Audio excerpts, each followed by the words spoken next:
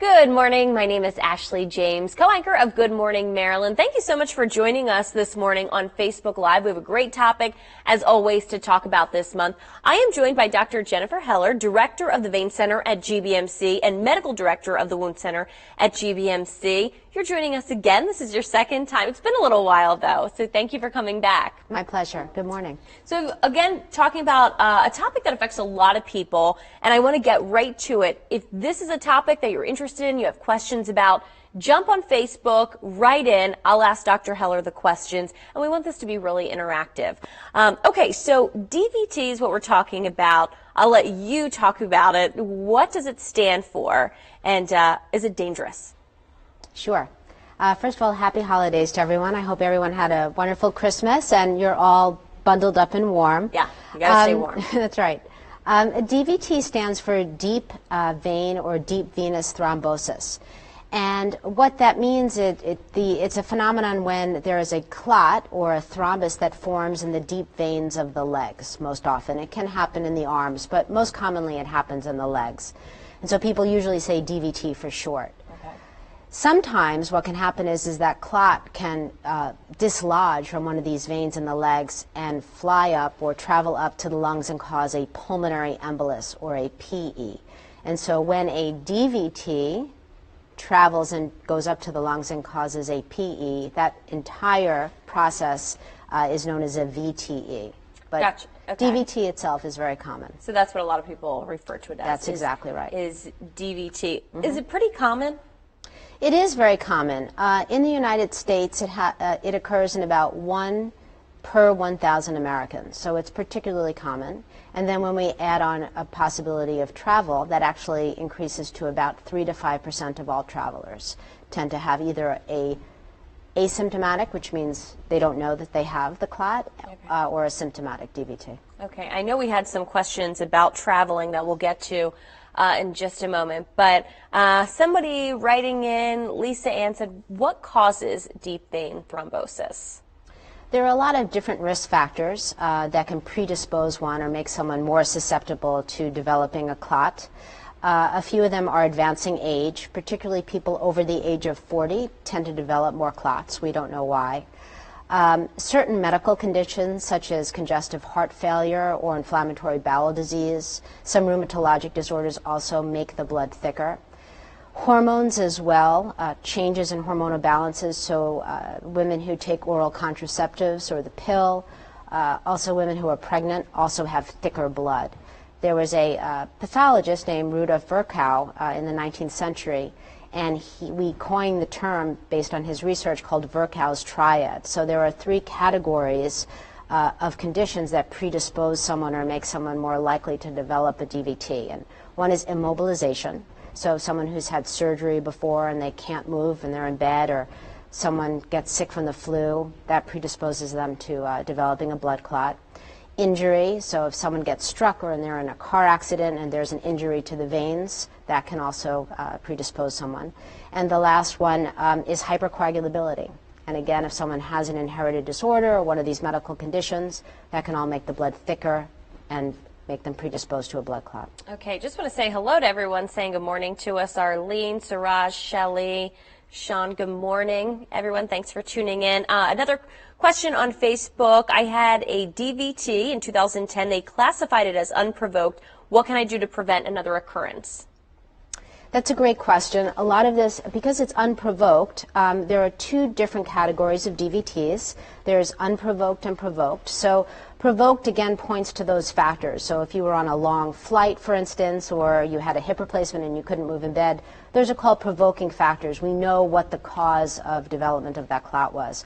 Unprovoked means we can't figure out what the reason is. And that can be a little bit more concerning. So the way to possibly prevent that is, 1, and most importantly, speak with your internal medicine doctor so he or she can work with you to determine if all of the possible underlying causes have clearly been ruled out, so they know that it's not provoked. And the second thing is to really remain active. If someone has a DVT or a clot in the veins of their legs, we can really activate our muscles, our muscle pump in our calf, to get that blood flowing back up to our heart and lungs. So walking, calf pumps, any kind of walking activity that you do can help prevent that stasis or pooling of the blood. Sometimes compression stockings as well are very helpful to prevent that. Okay. Another question that we had sent in says, I have an intermittent swelling of my feet and ankles. I've had it for several years, mostly while traveling, sometimes even after sitting in a chair at home for an extended period. The swelling is usually worse in the left foot and ankle. Any advice? It certainly would be helpful for this person to go to their internal medicine doctor to make a determination about whether or not the swelling is due to the veins or if it's due to another condition. People who have swelling in both their legs and it looks equal, sometimes the swelling can be due to high blood pressure or other medical conditions. But if this swelling is asymmetric, as in this caller, it's very possible that the veins may be a little bit less efficient and compression stockings may be helpful. Another question, I have a DVT. I heard that I will be on medicine for the rest of my life. Is that true? That's a very tricky question. A lot of that depends on factors that are unique to you. So once again, it harkens back to whether or not the DVT was provoked or unprovoked. If you have a clotting disorder, then most likely you would be on the blood thinner for the rest of your life. If you had a pulmonary embolus, again, you may be on the blood thinner for the rest of your life. So it really does depend on unique characteristics to you, and that's something you should speak to your internal medicine doctor or hematologist about. Have some new people jumping on this morning asking some similar questions, but someone said in 2004 my mom died from a DVT that traveled. Can you please tell me the signs to look out for? Wonderful question. So certainly signs related first to a DVT, which is a clot in the leg, are new pain, and it can be very nonspecific. So if you feel just sort of an aching pain, it could be a sharp pain, a dull pain. There could be an area of warmth, tenderness along a specific area of your leg, sudden swelling, any of those things. I would definitely recommend that you go to the emergency room if it's after hours, or call your doctor so that they can get an ultrasound and have you checked out.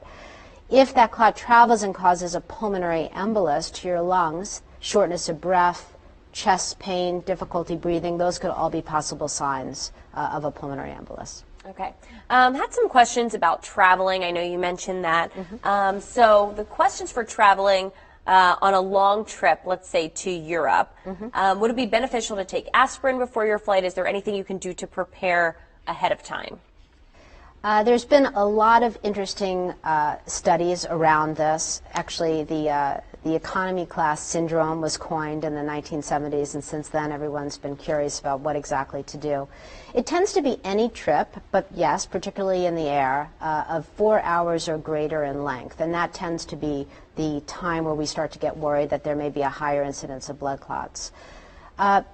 An aisle seat, and I'm a little bit reluctant to say that because now everyone is going to make a plane reservation and rush to get the aisle seats, but certainly that will provide passengers who may be prone to developing a DVT with the risk factors we talked about before to be able to stretch out their legs in the aisle seat. As well, walking, getting up and out of your seat about every 30 minutes, again, helps walk and activate your calf muscle pump. If you don't have any arterial problems in your legs, it's also helpful to wear a pair of compression stockings or traveler hose, depending on what's best for you.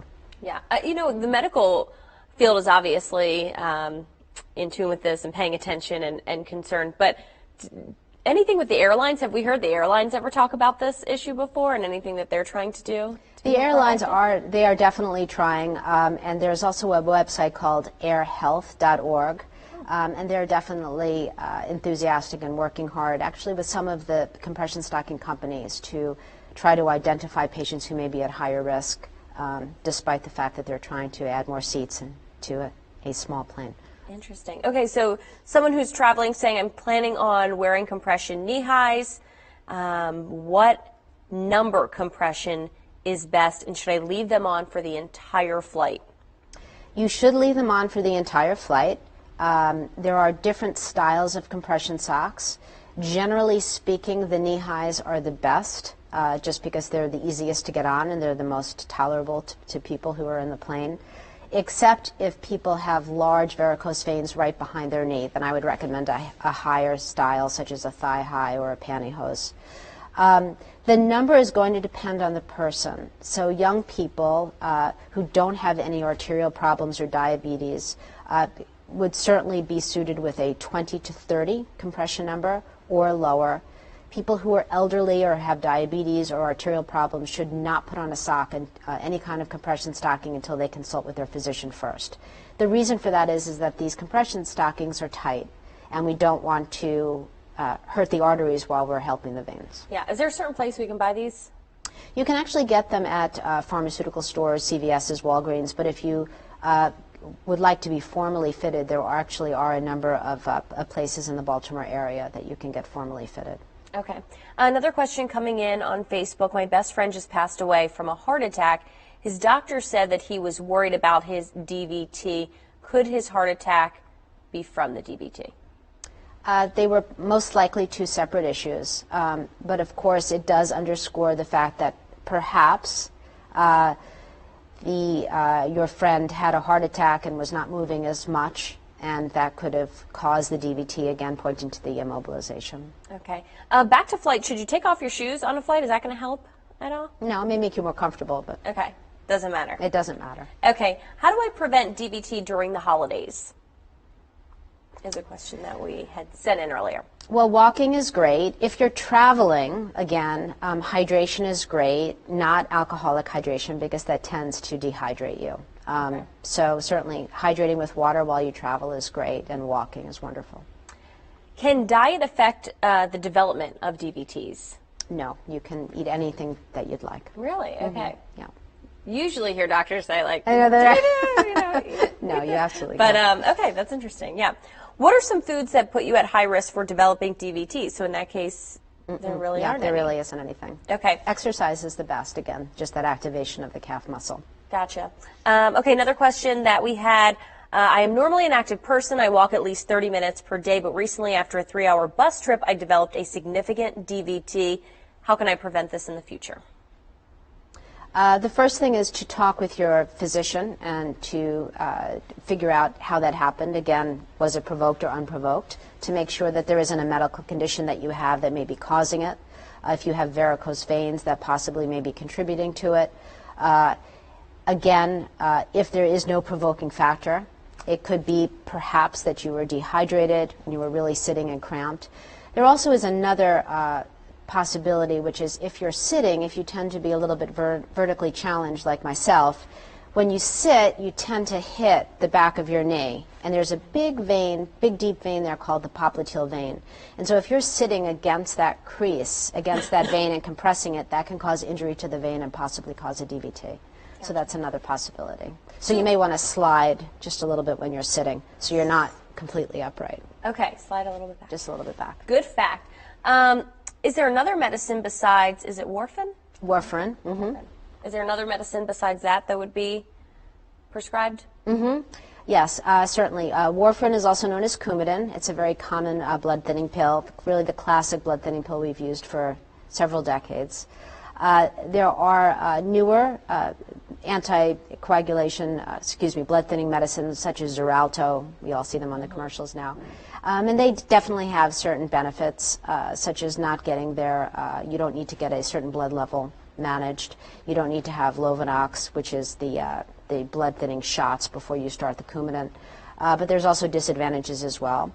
So again, there are good alternatives that are out there, but they depend on the unique characteristics of the patient. Another question coming in, can you reiterate again how you can reduce your risk of DVTs? Stay active, activate your calf muscle pump, stay hydrated, stay fit. People who are overweight tend to have a higher likelihood of developing a DVT. And aisle seats with travel. Okay. If you're in a car or a bus, get up about every 30 minutes to an hour or so and stop and walk around. And when you say get up every 30 minutes, I mean, it's just as simple as just getting up and walking down the aisle for a minute or two? That's exactly right. Okay. Yep. You can also, in your seat, activate your calf muscle pump. If you just flex at your ankle, and if we even all try that right now, you can feel that the back of your calf is tightening, and that actually helps bring that blood back up to your heart and lungs. Okay, so things that are really simple that Super we easy. probably just aren't thinking of. Okay, another question that was sent in, does drinking red wine affect the thinning of blood? There is some cardiac advantages. There are certainly cardiologists who recommend drinking red wine. It has nothing to do with increasing or decreasing the risk, though, for development of a DVT. Okay, for a DVT, men and women, do certain groups, are they more at risk? Men, women, or older, younger? Older people are slightly more at risk. Women are more at risk if they are pregnant and if they are taking oral contraceptives. Okay.